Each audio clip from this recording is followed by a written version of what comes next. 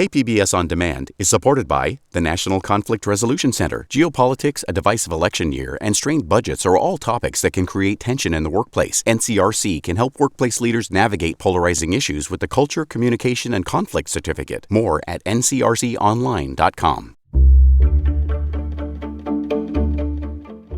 Good morning, I'm Debbie Cruz. It's Monday, July 10th.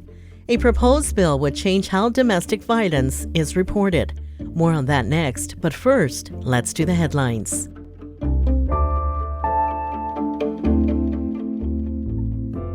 A vote on whether the Fallbrook and Rainbow water districts can leave the County Water Authority is slated for today. The two water districts want to switch to Eastern Municipal in Riverside. That's projected to save them $7 million a year.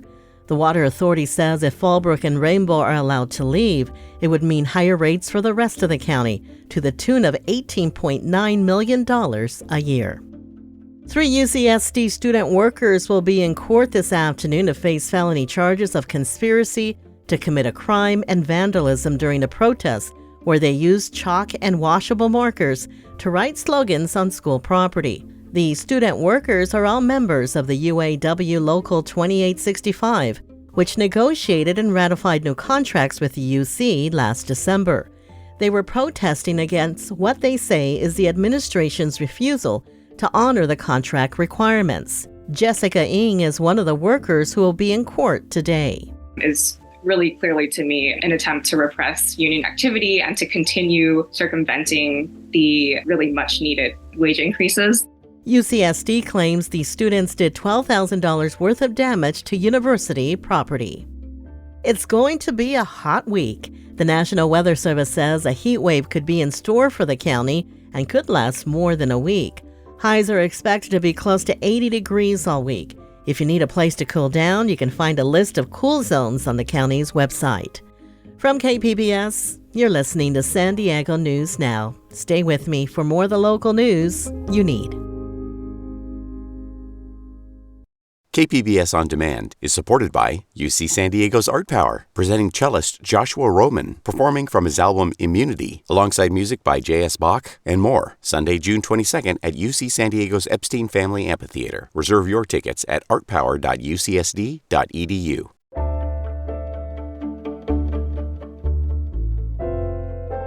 California law says when a person with visible injury shows up at a hospital and domestic violence is suspected, medical staff must notify police, but a proposed bill would leave the decision to contact police up to the victim. Investigative reporter Amitha Sharma has more.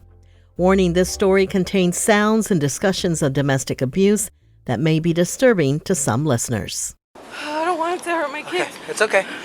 Video from a San Diego police body camera in 2018 captured Isabel Rosales running from her home.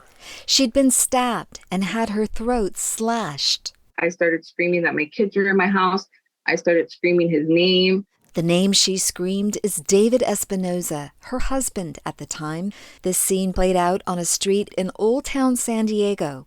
Espinoza attacked her as she tried to escape through a screen door while her 3 children watched. I remember seeing my girls jump up from their bed and my son was laying down right in front of me and blood splashed on his bed and pulled me, but he had this look, like an evil look. Isabel ended up in a UCSD emergency room. The physician, suspecting domestic violence after treating her, contacted police as mandated by law. All I wanted to know was that my kids were unharmed and he was going to go away. He did go away, pleading guilty and sentenced to 23 years in prison for attempted murder and spousal rape. In Isabel's case, mandated reporting for suspected abuse worked exactly as the law intended.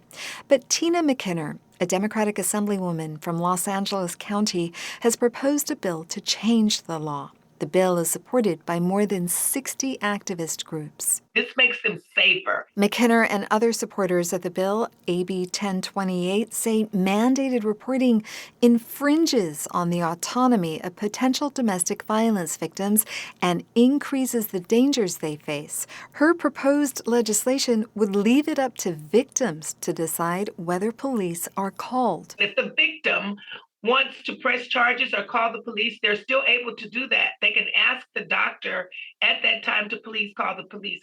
This just puts the control in the victim's hand.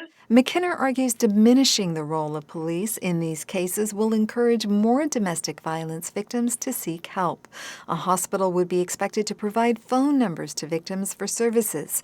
Nothing more. No police, no healthcare professionals would be required to get involved.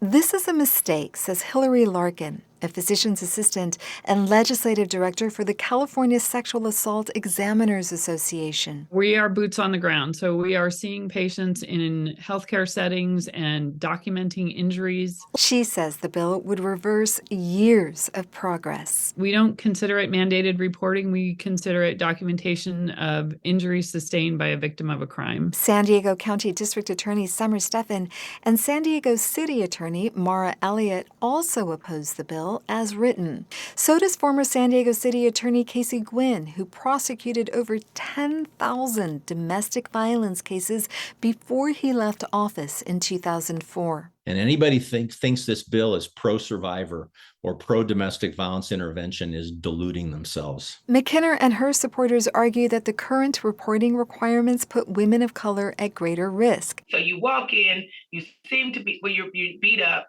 and the doctor just calls the police with no services. This is very, very dangerous for women of color and any type of minority, immigrants as well, LGBTQ folks. The new bill would continue to require reporting to law enforcement, quote, where the injury is by means of a firearm. Larkin says that's not enough. All violence should be reported. Not just gunshot wounds, stab wounds, strangulation, run over by a car, beaten with a hammer, all these things I've seen in my practice within the last 6 months. AB 1028 has cleared the state assembly and goes before the California Senate's Public Safety Committee on Tuesday. Amita Sharma, KPBS News. KPBS freelance reporter J.W. August reported and wrote this story.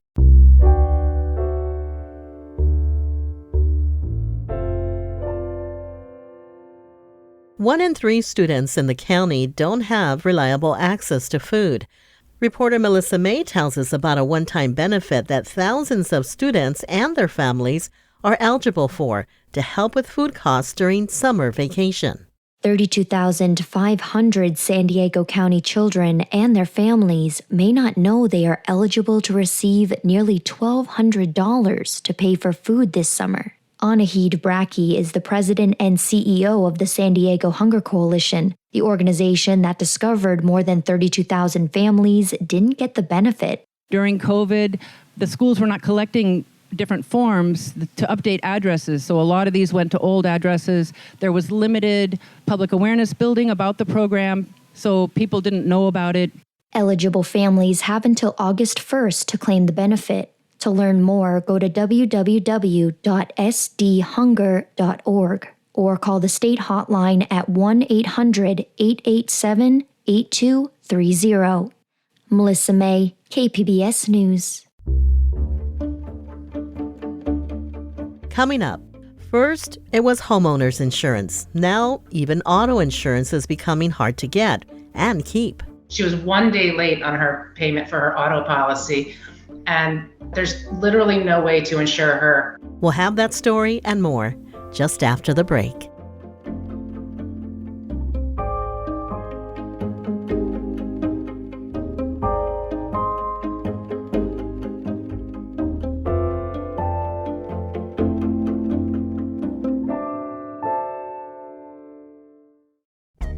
Now on the Finest podcast, the NPR Tiny Desk Contest, we bring you the history of the concert series and the competition and hear from artists behind our favorite local entries. We're just very tired of hearing music that doesn't represent the people or is very nonsense or just dumbing people down. People want to relate to the music that they're listening to. People want to hear people's stories or struggles. Listen now wherever you get your podcasts.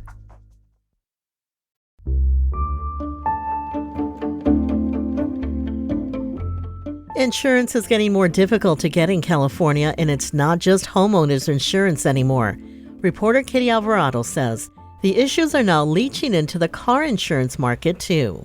Ken May says he used to be ignored at the monthly mixers for local real estate agents and industry leaders. Now, everyone wants to hear him speak and has questions. What about California Fair Plan? May owns an insurance brokerage firm in Carlsbad. If the insurance industry collapses in California, we're all screwed. More and more insurance companies have stopped writing new policies. The most recent, Allstate and State Farm. The company sent a statement saying it was to protect current customers and that auto insurance was not affected. But when we spent time at May's insurance business, that was not the case. Just want to show you how hard it is. May says he could typically get at least 14 quotes for a client. And now... And watch all the rates that come up. Not one. Even grace periods are gone. I had this woman call me yesterday. Lainey Caspi is an insurance agent in LA. Just gotten out of surgery, forgot her payment. She was 1 day late on her payment for her auto policy. There's literally no way to insure her. And another tactic making people go bare, demanding the entire payment up front.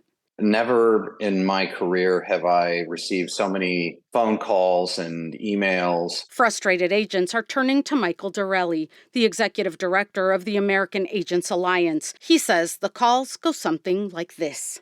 I have consumers in my office literally in tears because they need insurance and I can't fulfill their needs. Dorelli puts the blame on California Insurance Commissioner Ricardo Lara. Admit that there's a crisis. Lara isn't the only one getting the blame. There's also Proposition 103, passed by voters in the 80s. Under the law, the commissioner has to approve rate increases, but that didn't happen during the COVID pandemic. For 31 months, he has clogged all of the gears at the department. So all of these rate filings have been stacked up. The department needs to fast track rate approval. The agents are only repeating the misinformation that they're given by the insurance company.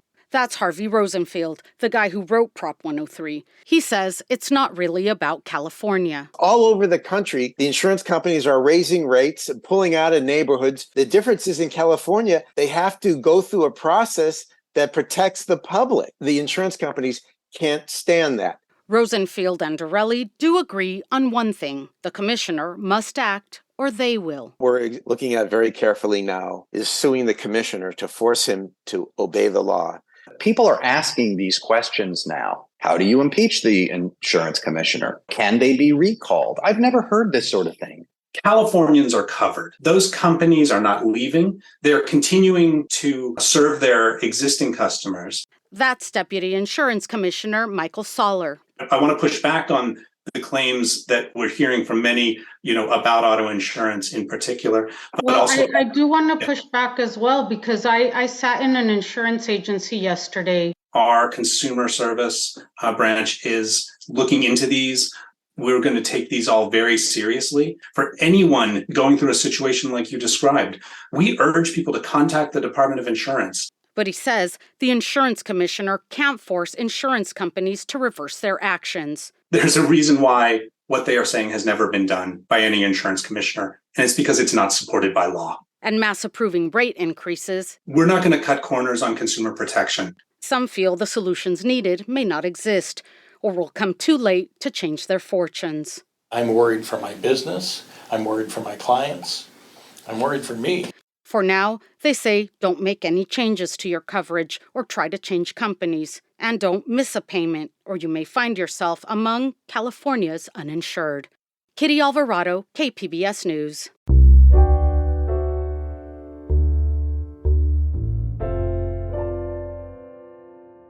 San Diegans are finally getting what they were promised for ambulance services. Health reporter Matt Hoffman says that's thanks in part to the city allowing ambulance provider Falck to subcontract with another ambulance company. Falck began running ambulances in San Diego full-time back in November of 2021. To get the contract, they promised 900 daily advanced life support ambulance hours, and they hit that target for the first time last month. Falck says subcontracting for extra ambulances with competitor American Medical Response helped. Falck also attributes the increases to hiring more staff by offering a $50,000 sign-on bonus and giving existing employees a pay raise. Tony Sorcy is president of the San Diego Association of Pre-Hospital Professionals. They represent Falck paramedics and EMTs. We've increased our service levels to the citizens. The men and women of our workforce are experiencing exceptional changes in our working conditions. And consequently, a happier workforce is a sustainable workforce. Falck officials had pointed to the pandemic and a nationwide shortage of paramedics for why they weren't delivering what they promised before. The company says the increased staffing levels will improve response times. Matt Hoffman, KPBS News. More childcare centers have been closing their doors, and providers say part of the reason is the low pay and lack of benefits they receive. But after months of advocating, the Child Care Providers United Union won a pay increase and funding for benefits in the state's budget. Reporter Tanya Thorne has the story. For months, members of the California Child Care Providers United Union had been rallying and marching for better pay and benefits. This was ahead of their contract expiring and Governor Gavin Newsom signing the state's budget. After taking their demands to the state's capital, an agreement was reached. It includes a pay increase and funds for retirement and health care. This is the highest rate increase they've ever received at 20%, calculated at 20%. Their historic retirement funded by the state at $80 million ongoing. Johanna Puno-Hester is with the San Diego chapter of the Child Care Providers United Union. She hopes this will strengthen the San Diego workforce and childcare industry. Tanya Thorne, KPBS News. And congrats to the Tijuana's Little League All-Star Baseball team. The team of 10 and 11-year-olds won the Mexican National Tournament on Friday and will represent Mexico in this year's Little League World Series. This is the first time the Tijuana Little Leaguers have made the World Series since 2013. That's it for the podcast today. As always, you can find more San Diego news online at kpbs.org. I'm Debbie Cruz. Thanks for listening and have a great Monday.